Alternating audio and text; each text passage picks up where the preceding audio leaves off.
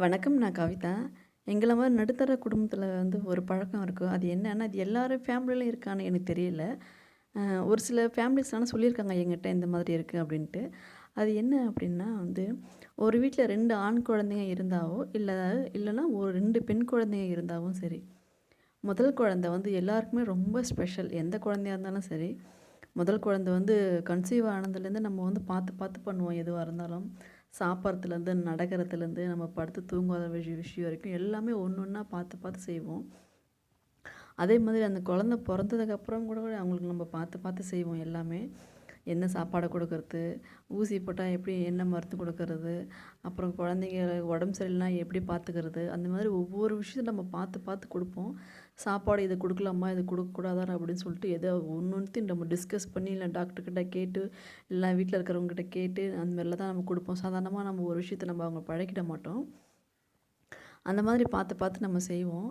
அதே மாரி அவங்களுக்கு டாய்ஸும் சரி, அவங்க கேட்ட டாய்ஸ் வாங்கி குடுப்போம். சைக்கிள் வாங்கி குடுப்போம். ஏகப்பட்ட ட்ரெஸ் வாங்கி குடுப்போம். அவங்களுக்கு வந்து நம்ப எந்த ரேஞ்சில இருக்கோம் அப்படின்றத வந்து அவங்களுக்கு காட்ட மாட்டோம் குழந்தைங்களுக்கு. ஏன்னா முதல் குழந்தை அப்படின்றதுனால நம்ம வந்து அவங்கள அவ்வளோ செல்வாக்காவே நம்ம வளர்க்குவோம். எல்லார் ஃபேமிலியிலும் இது நடக்கும் இது. அதே மாதிரி 2வது குழந்தைங்க அப்படின்னு பார்த்தீங்கன்னா, அவங்களுக்கு வந்து நம்ம அந்த அளவுக்கு நம்ம கேர் எடுத்துக்கவே மாட்டோம். கன்சீவா இருக்கும்போதும் சரி, பார்த்துக்கலாம் விடு அப்படின்னு விட்டுருவோம். குழந்த பொறந்ததுக்கப்புறமும் சரி, எதையுமே பார்த்து பார்த்து நம்ம செய்ய மாட்டோம். ஏன்னா பாசம்லாம் இல்லைன்னுலாம் சொல்ல முடியாது. ஏன்னா ஒரு தாய்க்கு வந்து எல்லா குழந்தைங்களுமே ஒண்ணு தான், எத்தனை குழந்தைங்களா இருந்தாலும். ஏன்னா நமக்கு வந்து அந்த எக்ஸ்பீரியன்ஸ் கிடைச்சது இல்லையா? முதல் குழந்தை வளர்க்குறப்பயே நமக்கு வந்து ஓரளவு எக்ஸ்பீரியன்ஸ் கிடைக்குது. ஓ! இப்படி தான் பண்ணணும், இப்படி தான் இருக்கணும் அப்படின்ட்டு. ஏன்னா முதல் குழந்தை வந்து நமக்கு வந்து எந்த எக்ஸ்பீரியன்ஸும் கிடையாது.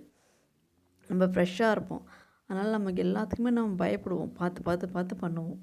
ஆனா செகண்ட் குழந்தைக்கு வந்து நமக்கு அப்படி இருக்கவே இருக்காது. நமக்கு வந்து ஓரளவு எக்ஸ்பீரியன்ஸ் வர்றதுனால, சரி பார்த்துக்கலாம். இது ஒண்ணும் ஆகாது. இது ஒண்ணும் பிரச்சனை இல்ல. இது பார்த்துக்கலாம் அப்படின்ற மாதிரி ஒரு இருப்போம். அதே மாதிரி பார்த்தீங்கன்னா, ட்ரெஸ்ஸுங்களும் சரி.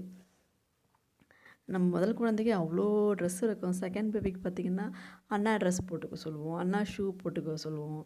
அண்ணா செப்பல் போட்டுக்க சொல்லுவோம். அப்புறம் அண்ணாவோட டாய்ஸ் எடுத்துக்கணும். அப்புறம் அவன் யூஸ் பண்ண சைக்கிள் யூஸ் பண்ண குடுப்போம்.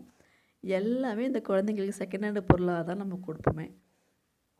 ஒரு சிலது நம்ம புதுசா வாங்கி குடுப்போம், இல்லன்னு சொல்ல முடியாது. இருந்தாலும் நம்ம ஃபர்ஸ்ட்டு குழந்தைக்கு வாங்குன பொருள் எல்லாம் இருக்கும்ல.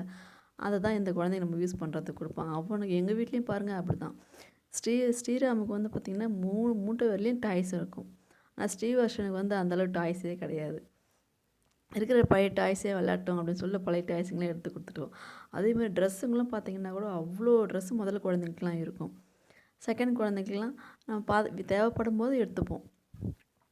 இது வந்து இந்த மாரி எங்க நடுத்தர குடும்பத்திலலாம் ஒரு சில வீட்லலாம் இந்த மாரி நடந்திருக்குன்னு சொல்லியிருக்காங்க என்கிட்ட. நானும் கேள்விப்பட்டுருக்கேன். பெரிய பெரிய ரிச்சான ஃபேமிலிஸ்லாம் இந்த மாரி இருக்கான்னு எனக்கு தெரியல. எங்கள மாரி ஃபேமிலிஸ்ல ஒரு சில வீட்ல இந்த மாரி தான் இருக்கு அப்படின்ட்டு நான் கேள்விப்பட்டுருக்கேன்.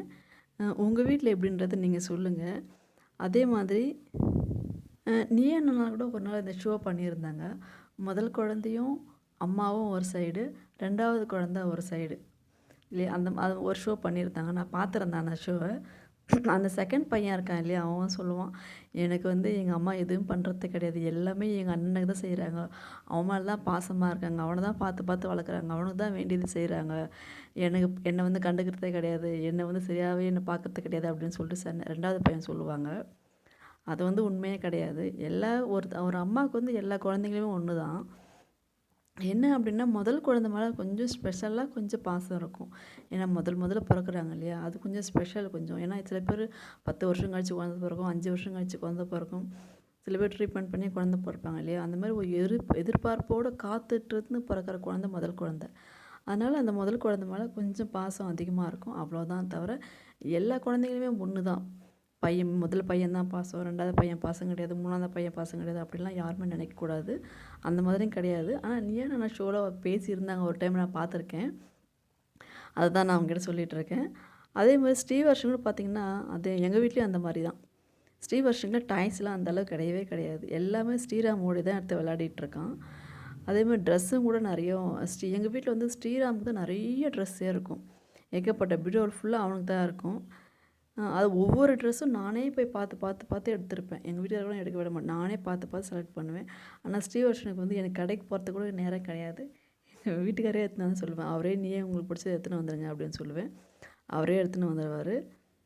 ஆனால் நமக்கு வந்து எல்லா குழந்தைங்களும் ஒன்று தானே. ட்ரெஸ் எடுத்து கொடுக்குறோம், ஷூ எடுத்து கொடுக்குறோம், சைக்கிள் எடுத்து கொடுக்குறோம் அப்படின்றதுனால பாசம் இருக்குது, பாசம் இல்லை அப்படிலாம் நம்ம சொல்ல முடியாது இல்லையா? நம்மளுக்கு வந்து எத்தனை குழந்தைங்க இருந்தாலும் சரி, எல்லா குழந்தைங்க போல நமக்கு ஒரே அளவு தான் நமக்கு பாசம் இருக்கும், அன்பு இருக்கும். எல்லாருமே நம்ம ஒரே மாதிரி தான் நம்ம நேசிக்கவும் செய்வோம். என்னென்னா ஸ்பெஷல் கொஞ்சம் முதல்ல பிறக்கிறதுனால கொஞ்சம் ஸ்பெஷலாக இருக்கும், அவ்வளோதான். தவிர அதை தாண்டி ஒன்றுமே கிடையாது. அதே மாதிரி இப்போ முதல்ல பெண் குழந்தை, 2வது ஆண் குழந்தை அப்படின்னா அவங்க வீட்டில் வந்து எந்த டிஃப்ரெண்ட்டும் இருக்காது. இந்த மாதிரிலாம் இருக்காது, நார்மலாகவே இருக்கும். அதே மாதிரி முதல்ல வந்து ஆண் குழந்தை, 2வது பெண் குழந்தை அப்படின்னாலும் அவங்க வீட்டில் வந்து ஒரு ஆண் ஒரு பெண் அப்படி இருந்தால் அவங்க வீட்டில் வந்து இந்த மாதிரி பிரச்சனை இருக்காது. ஏன்னா பெண் குழந்தைகளுக்கு தேவையானது செஞ்சு தான் ஆகணும், ஆண் குழந்தைங்களுக்கு தேவையானது செஞ்சு தான் ஆகணும். அவங்களோட திங்ஸ் இவங்களுக்கு யூஸ் பண்ண முடியாது, இவங்களோட திங்ஸை அவங்களுக்கு யூஸ் பண்ண முடியாது இல்லையா? இந்த 2 பெண் குழந்தைங்க, 2 ஆண் குழந்தைங்க இருக்கிறாங்க இல்லையா? அந்த ஃபேமிலியில் தான் இந்த மாதிரி இஷ்யூஸ்லாம் வரும். இந்த வீடியோ உங்களுக்கு பிடிச்சிருந்தா சப்ஸ்கிரைப் பண்ணுங்கள். நன்றி, வணக்கம்.